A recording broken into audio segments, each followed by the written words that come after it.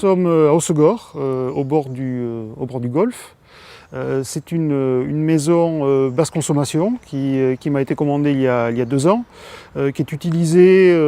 pendant les vacances pour l'instant. C'est une maison qui est adaptée à une grande famille puisqu'elle est à l'usage de 12 à 14 personnes vu ses dimensions, et donc orientée principalement sur la vision golf et le côté récupération d'énergie gratuite par sa façade exposée au soleil. Alors les demandes de mon client étaient,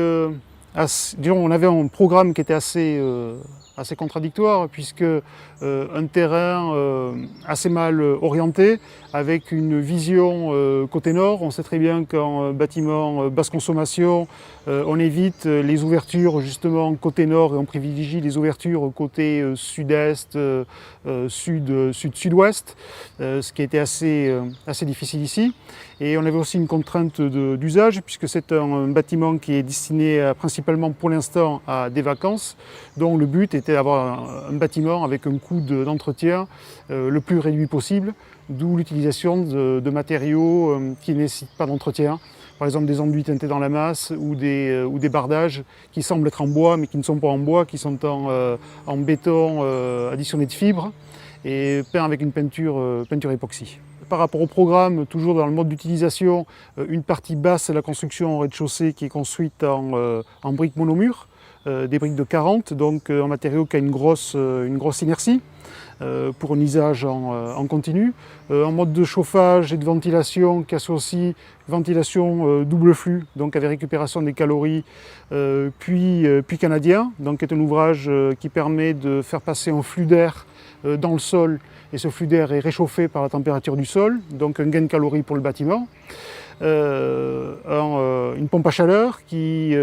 alimente un plancher chauffant et qui produit l'eau chaude sanitaire. Par contre, toute la partie haute du bâtiment, qui est à usage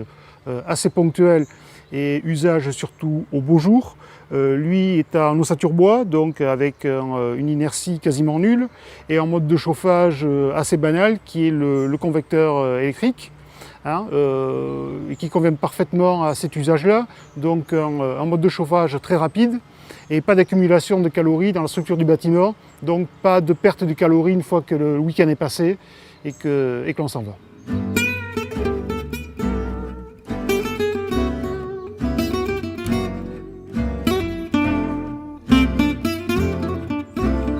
Grand volume dans la pièce à vivre, avec un toit à 2 pentes et une orientation vraiment privilégiée sur le visuel golf depuis l'entrée de la maison, depuis la pièce à vivre, et une invitation à aller sur le golf par l'intermédiaire d'un belvédère, ce que j'ai nommé belvédère, qui est en somme un point d'observation et d'agrément balnéaire où on peut très bien se reposer l'été à la fraîcheur, regarder les joueurs de golf,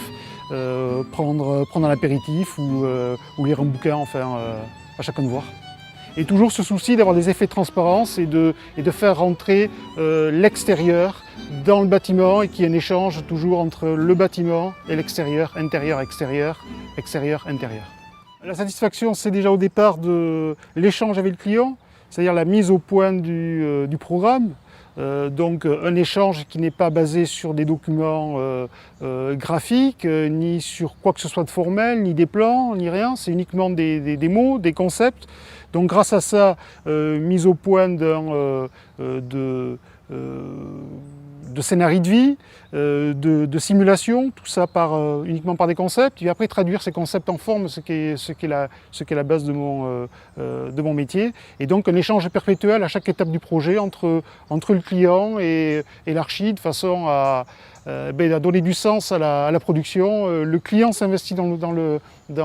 bâtiment, dans le choix du bâtiment, j'essaie de le guider au mieux. Et en fin de programme, chacun sait ce qui est porteur de sens et on connaît les choix, on sait a priori les expliquer, et donc comme ça on s'y trouve bien.